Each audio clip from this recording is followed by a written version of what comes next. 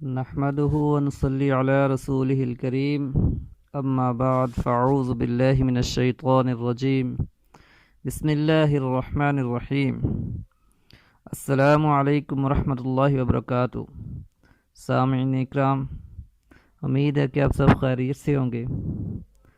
آج کا ہمارا سبق انشاءاللہ العزیز سورۃ الفاتحہ کے فضائل پر مشتمل ہوگا۔ تو چلیں آج کا سبق شروع کرتے ہیں۔ بسم اللہ الرحمن الرحیم۔ مسند احمد میں حضرت ابو سعید بن معلی رضی اللہ تعالی عنہ سے مروی ہے کہ میں نماز پڑھ رہا تھا اور رسول اللہ صلی اللہ علیہ وسلم نے مجھے بلایا، میں نے کوئی جواب نہ دیا۔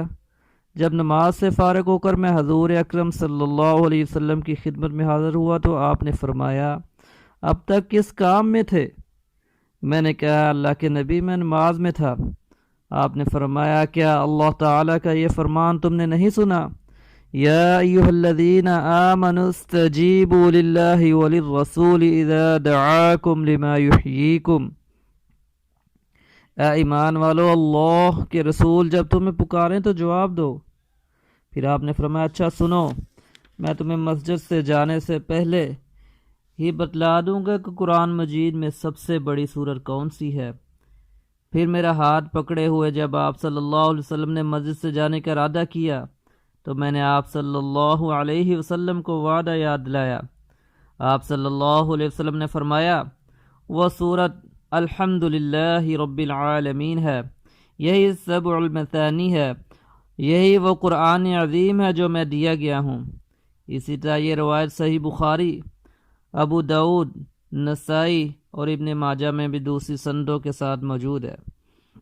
واقدی رحمہ اللہ نے یہ واقعہ حضرت ابی بن کعب رضی اللہ تعالی عنہ کو بیان کیا ہے۔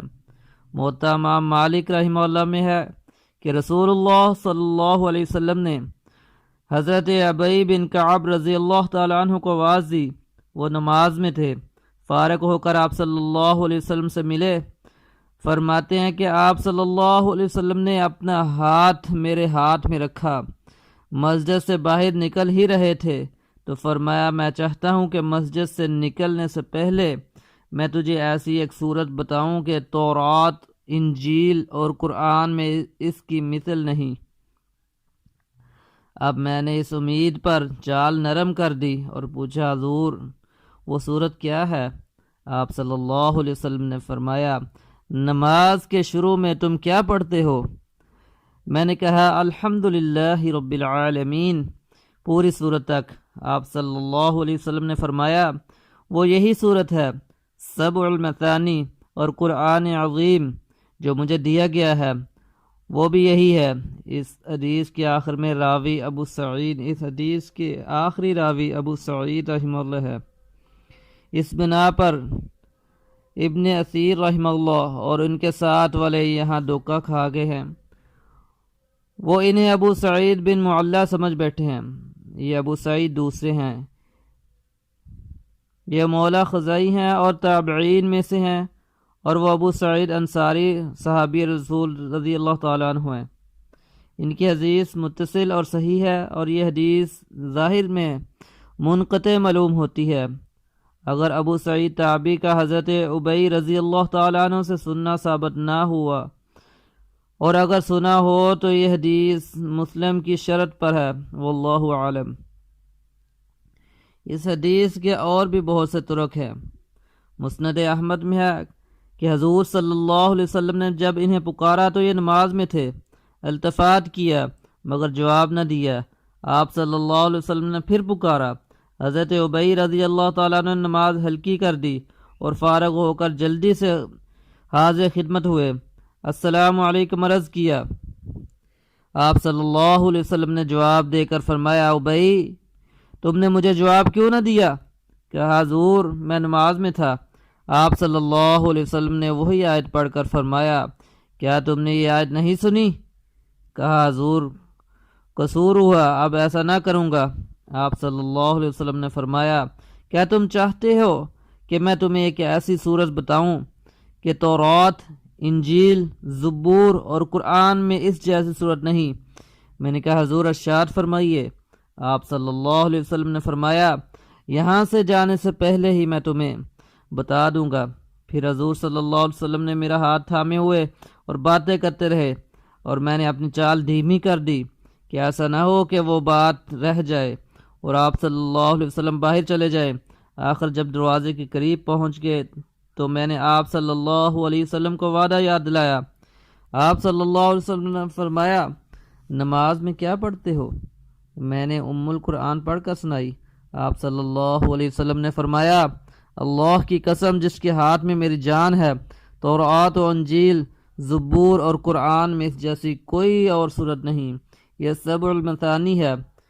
ترمذی میں اتنا اضافہ اور بھی ہے کہ یہی وہ بڑا قرآن ہے جو مجھے عطا فرمایا گیا ہے۔ یہ حدیث حسن صحیح ہے۔ اسی طرح مسلم شریف اور نسائی میں حدیث ہے کہ رسول اللہ صلی اللہ علیہ وسلم کے پاس ایک مرتبہ حضرت جبریل علیہ السلام بیٹھے ہوئے تھے کہ اوپر سے ایک زوردار دھماکے کی آواز آئی۔ جبرائیل امین نے اوپر دیکھ کر فرمایا آج آسمان کا وہ دروازہ کھلا ہے جو کبھی نہیں کھلا تھا۔ پھر وہاں سے ایک فرشتہ حضور اکرم صلی اللہ علیہ وسلم کے پاس آتا ہے اور کہتا ہے خوش ہو جائیے، دو نور آپ صلی اللہ علیہ وسلم کو ایسے دیے گئے ہیں کہ آپ صلی اللہ علیہ وسلم سے پہلے کسی نبی کو نہیں دیے گئے۔ سورۃ الفاتحہ اور سورۃ البقرہ کی آخری آیات ایک ایک حرف ان میں سے نور ہے۔ صحیح مسلم میں حضرت ابو ہریرہ رضی اللہ تعالی عنہ سے روایت ہے کہ رسول اللہ صلی اللہ علیہ وسلم نے فرمایا جو شخص اپنی نماز میں ام القرآن نہ پڑھے اس کی نماز ناقص ہے، پوری نہیں ہے۔ حضرت ابو ہریرہ رضی اللہ تعالیٰ عنہ سے پوچھا گیا کہ جب ہم امام کے پیچھے ہوں تو؟ فرمایا پھر چپکے پڑھ لیا کرو۔ میں نے رسول اللہ صلی اللہ علیہ وسلم سے سنا ہے، آپ صلی اللہ علیہ وسلم فرمایا کرتے تھے کہ اللہ تعالیٰ کا فرمان ہے کہ میں نے نماز سورۃ الفاتحہ کو اپنے اور اپنے بندے کے درمیان آدھا کر دیا ہے، اور میرا بندہ مجھ سے جو مانگتا ہے وہ میں دیتا ہوں۔ جب بندہ کہتا ہے الحمدللہ رب العالمین تو اللہ فرماتا ہے حمدنی عبدی، میرے بندے نے میری تعریف کی۔ پھر بندہ کہتا ہے الرحمن الرحیم، اللہ تعالیٰ فرماتا ہے اثنى علی عبدی، میرے بندے نے میری ثنا بیان کی۔ پھر بندہ کہتا ہے مالک یوم الدین، اللہ تعالیٰ فرماتے ہیں مجدنی عبدی، میرے بندے نے میری بزرگی بیان کی۔ بعض روایتوں میں ہے کہ اللہ تعالیٰ اس کے جواب میں فرماتا ہے فوض الی عبدی، میرے بندے نے خود کو میرے سپرد کر دیا۔ پھر بندہ کہتا ہے ایاک نعبد و ایاک نستعین، اللہ رب العزت فرماتا ہے یہ میرے اور میرے بندے کے درمیان ہے، اور میرا بندہ مجھ سے جو مانگے گا میں دوں گا۔ پھر بندہ آخر سورت تک پڑھتا ہے، اللہ رب العزت فرماتا ہے یہ سب میرے بندے کے لیے ہے، وہ یہ جو مانگے گا وہ اس کے لیے ہے۔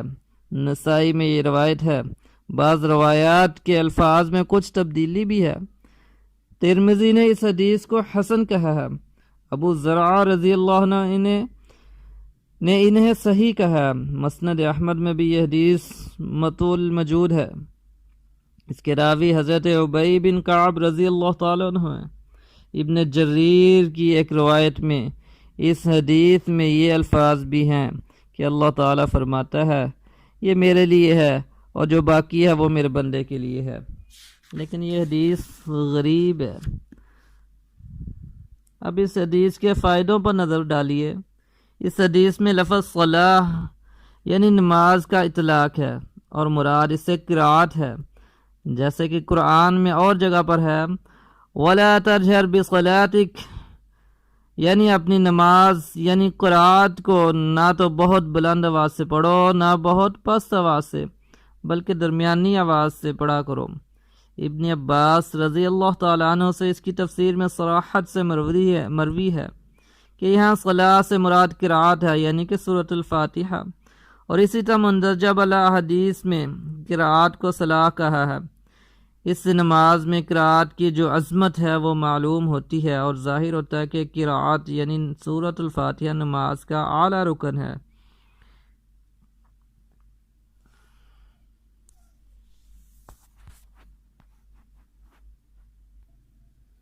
اس سے یہ بھی معلوم ہوتا ہے کہ نماز میں سورۃ الفاتحہ پڑھنا لازمی ہے۔ جو شخص نماز میں سورۃ الفاتحہ نہیں پڑھتا اس کی نماز نہیں ہوتی۔ فاتحہ کا پڑھنا ضروری ہے اور اس کے پڑھے بغیر نماز نہ ہوگی۔ اس کے علاوہ تمام ائمہ اکرام کا یہی قول ہے، امام مالک، امام شافعی، امام احمد بن حنبل رحمہ اللہ علیہم اور ان کے سب شاگرد وغیرہ اور جمہور علماء اکرام کا یہی قول ہے۔ ان کی دلیل یہ حدیث مبارکہ ہے جو اللہ کے رسول صلی اللہ علیہ وسلم نے بیان فرمائی ہے، جو شخص نماز پڑھے خواہ کوئی نماز ہو اور اس میں القرآن نہ پڑھے تو وہ نماز ناقص ہے، پوری نہیں۔ اسی طرح بخاری اور مسلم میں حضرت عبادہ بن صامت رضی اللہ تعالیٰ عنہ سے مروی ہے کہ رسول اللہ صلی اللہ علیہ وسلم نے فرمایا، جو شخص سورۃ الفاتحہ کو نہ پڑھے اس کی نماز نہیں ہے۔ صحیح ابن خزیمہ اور صحیح ابن حبان میں حضرت ابو ہریرہ رضی اللہ تعالیٰ عنہ سے روایت ہے کہ رسول اللہ صلی اللہ علیہ وسلم نے فرمایا، وہ نماز نہیں ہوتی جس میں القرآن نہ پڑھی جائے۔ اس کے علاوہ اور بھی بہت سی احادیث مروی ہیں۔ اس کے علاوہ سورۃ الفاتحہ جیسے کہ کل کے سبق میں بیان فرمایا تھا کہ اس کے اندر اس کا نام شفا بھی ہے اور یہ رقیہ بھی ہے اس کا نام۔ اگر آپ کسی زہریلی چیز آپ کو کاٹ جاتی ہے اور آپ سورۃ الفاتحہ پڑھ کر اس کے اوپر دم کرتے ہیں تو انشاءاللہ اللہ رب العزت اسے شفا دے گا۔ آج کے سبق میں ہم نے کوشش کی ہے کہ سورۃ الفاتحہ کے فضائل بیان فرمائیں۔ اللہ تعالیٰ مجھے اور آپ کو اس کو سن کر سمجھ کر اس پہ عمل پیرا ہونے کی توفیق عطا فرمائے، اور مجھے اور آپ کو اللہ رب العزت اپنی اور اپنے نبی کی سچی اور حقیقی محبت نصیب فرمائے اور قرآن و حدیث سے حقیقی لگاؤ نصیب فرمائے اور ان پر عمل کرنے کی توفیق عطا فرمائے۔ آپ لوگوں سے گزارش ہے کہ میرے اس چینل کو سبسکرائب کریں اور ساتھ موجود بیل آئیکن کو بھی پریس کر دیں تاکہ ہر نئی آنے والی ویڈیو آپ تک پہنچ سکے۔ کل انشاءاللہ اس سے آگے اعوذ باللہ من الشیطان الرجیم اس کا ترجمہ اور اس کی تفسیر بیان ہوگی۔ اگلی ویڈیو تک آپ سے اجازت۔ السلام علیکم ورحمۃ اللہ وبرکاتہ۔ وما علینا الا البلاغ المبین۔